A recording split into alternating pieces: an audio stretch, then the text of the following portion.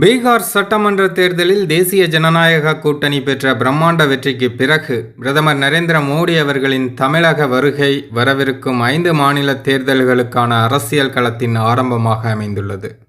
கோயம்புத்தூரில் நடைபெற்ற மத்திய அரசின் நிகழ்ச்சி நிர்வாக ரீதியிலான நிகழ்வாக இருந்தாலும் அதன் ஒவ்வொரு நகர்வும் அரசியல் முக்கியத்துவம் வாய்ந்ததாகவே மாறியுள்ளது.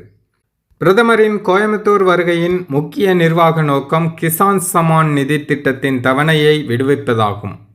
ஒட்டுமொத்தமாக இதுவரை விவசாயிகளுக்கு சுமார் 4 லட்சம் கோடி ரூபாய் வழங்கப்பட்டுள்ளது. அன்றைய தினம் மட்டும் 18,000 கோடி ரூபாய் விடுவிக்கப்பட்டது. இந்த நிதி பரிமாற்ற நிகழ்வு மத்திய பாஜக அரசு விவசாயிகளின் நலனில் கொண்டுள்ள அக்கறையை வலியுறுத்துவதாக அமைந்துள்ளது.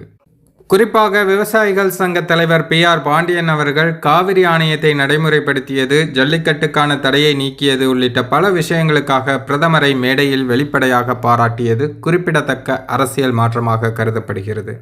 பிரதமர் மோடி விவசாயிகளுடன் அதிக நேரம் செலவழித்து சிறுதானியங்கள் மற்றும் நவதானியங்கள் குறித்து கேட்டறிந்து விவசாய பொருட்களுக்கான மதிப்பு கூட்டுதலை ஊக்கப்படுத்தியது அரசின் விவசாயம் மீதான முழுமையான ஈடுபாட்டை காட்டுவதாக அமைந்தது.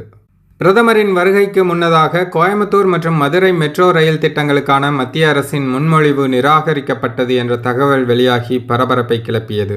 இது தமிழகத்தில் மத்திய அரசுக்கு எதிராக ஒரு அரசியல் பிம்பத்தை உருவாக்க திமுக அரசால் பயன்படுத்தப்பட்டதாக விவாதத்தில் குறிப்பிடப்பட்டது. எனினும் இதற்கான காரணம் தொழில்நுட்ப பிழை என்றும் 20 லட்சம் மக்கள் தொகை என்ற மத்திய அரசின் விதிகளுக்கு ஏற்ப புறநகர் பகுதி மக்கள் தொகையையும் கணக்கில் கொண்டு மாற்றி அனுப்பும்படி கேட்டுள்ளது என்றும் CMRL தரப்பிலிருந்து விளக்கம் அளிக்கப்பட்டது. மத்திய அரசு நிதி வழங்க தயாராக உள்ள நிலையில் மாநில அரசு வேண்டுமென்றே 2011 மக்கள் தொகை கணக்கீட்டை மட்டுமே காட்டி மத்திய அரசின் மீது பழி சுமத்துகிறது என்ற விமர்சனமும் எழுந்தது. உரிய திருத்தங்களை செய்து சமர்ப்பித்தால் திட்டத்தை நிறைவேற்ற தயாராக இருப்பதாக மத்திய பாஜக அரசு தெரிவித்துள்ளது. பிரதமரின் இந்த திடீர் வருகை அதிமுக மற்றும் பாஜகவின் கூட்டணியை மேலும் உறுதிப்படுத்தியது.